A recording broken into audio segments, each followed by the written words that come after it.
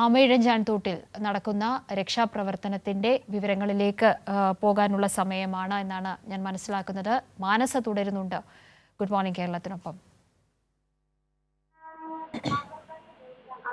മാനസ, ഇപ്പോൾ നടക്കുന്ന രക്ഷാപ്രവർത്തനത്തിന്റെ ഘട്ടങ്ങൾ എങ്ങനെയാണ്?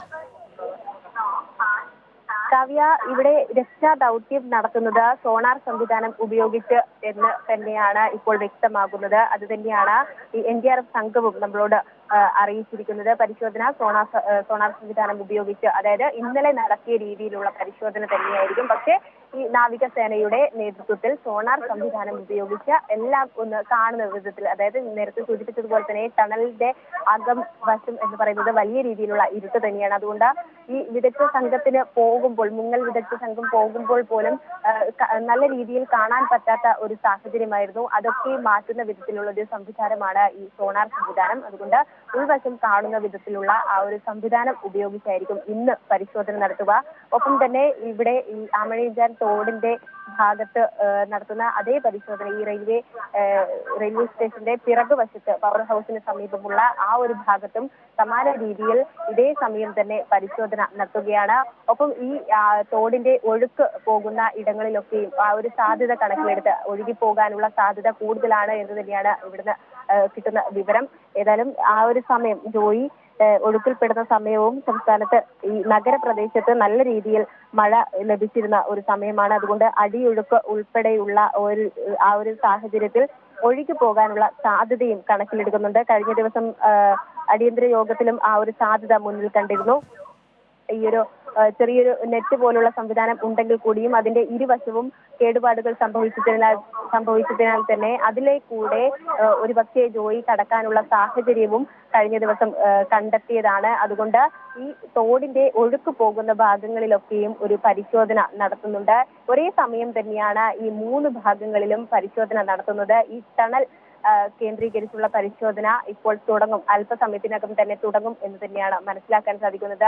ഈ ആമയിഴഞ്ചാൻ തോട്ടിലേക്ക് NDRF സംഘത്തിന്റെ ഏണി ഇറക്കിക്കഴിഞ്ഞു. ഇവർ അല്പസമയത്തിനകം തന്നെ തോട്ടിലേക്ക് ഇറങ്ങും. ഒപ്പം ഈ സോണാർ സംവിധാനവും ഉപയോഗിച്ച് തന്നെയാണ് ഈ പരിശോധന നടത്തുക. ആ ഒരു പരിശോധനയിൽ തന്നെ കൂടുതൽ കാര്യങ്ങൾ വ്യക്തമാകും എന്നാണ് മനസ്സിലാക്കുന്നത്. ഈ ടണലിന്റെ ഉൾവശം നല്ല രീതിയിൽ കാണാൻ സാധിക്കും എന്നാണ് മനസ്സിലാക്കുന്നത്. മാത്രമല്ല, ഈ അടിഞ്ഞുകൂടി കിടക്കുന്ന മാലിന്യങ്ങൾ വലിയൊരു വെല്ലുവിളിയായതിനാൽ തന്നെ ഇവർക്ക് പോകാനുള്ള ബുദ്ധിമുട്ടുകൾ കഴിഞ്ഞ ദിവസം തന്നെ അറിയിച്ചിരുന്നു.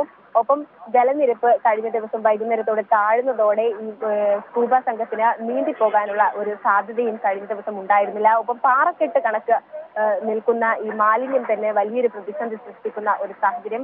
ഒപ്പം കഴിഞ്ഞ ദിവസം പവർ ഹൗസിന് സമീപമുള്ള ഭാഗങ്ങളിലും പരിശോധന നടത്തിയപ്പോൾ വലിയ രീതിയിൽ തന്നെയുള്ള ദുർഗന്ധം നിറഞ്ഞ ഒരു മാലിന്യ വെള്ളം തന്നെയാണ് ഈ തോട്ടിലൂടെ ഉണ്ടാകുന്നത്. അതൊക്കെയും വകവെക്കാതെ ദ്രുതഗതിയിൽ തന്നെ ജോയിയെ കണ്ടെത്താമെന്ന ദൃഢനിശ്ചയത്തോടെ ഇരു സംഘവും, NDRF സംഘവും ഒപ്പം തന്നെ സ്കൂബ ഡൈവിംഗ് സംഘവും എല്ലാത്തിനും സജ്ജമായി നിൽക്കുന്ന ഫയർഫോഴ്സ് സേനയും കഴിഞ്ഞ ദിവസം നല്ല രീതിയിൽ തന്നെ പരിശ്രമിച്ചതാണ്.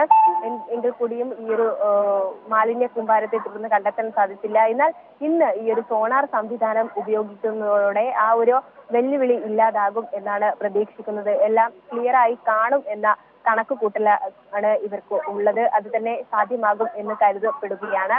ആ ഒരു പ്രതീക്ഷയിലാണ് എല്ലാവിധ സംവിധാനങ്ങളും, അതിനുള്ള എല്ലാ തയ്യാറെടുപ്പുകളും ഈ ഫയർഫോഴ്സ് സേനയുണ്ട്. ഒപ്പം തന്നെ NDRF സംഘമുണ്ട്. കഴിഞ്ഞ ദിവസം ഇവിടെ എത്തിയ നാവികസേനാ വിഭാഗം. ശരി മാനസ പറഞ്ഞ വിവരങ്ങൾ അനുസരിച്ച് ഇപ്പോൾ വിവിധ ഇടങ്ങളിൽ ഒരേ സമയം പരിശോധന നടത്തുക എന്ന ഒരു രീതിയിലാണ് ഇന്ന് രക്ഷാപ്രവർത്തനത്തിന്റെ ഘട്ടങ്ങൾ മുന്നോട്ട് പോകുന്നത്. ട്രാക്കിനടിയിലെ മുഴുവൻ ടണലും പരിശോധിക്കും. ഒപ്പം തന്നെ റെയിൽവേ സ്റ്റേഷന് പുറത്തുള്ള പവർ ഹൗസിന് സമീപത്തും പരിശോധനകൾ ഇപ്പോൾ ആരംഭിക്കുകയാണ്. അതിനുള്ള തയ്യാറെടുപ്പുകളൊക്കെയും നടക്കുന്നതിന്റെ തത്സമയ ദൃശ്യങ്ങളും നമ്മൾ കണ്ടിട്ടുണ്ടായിരുന്നു.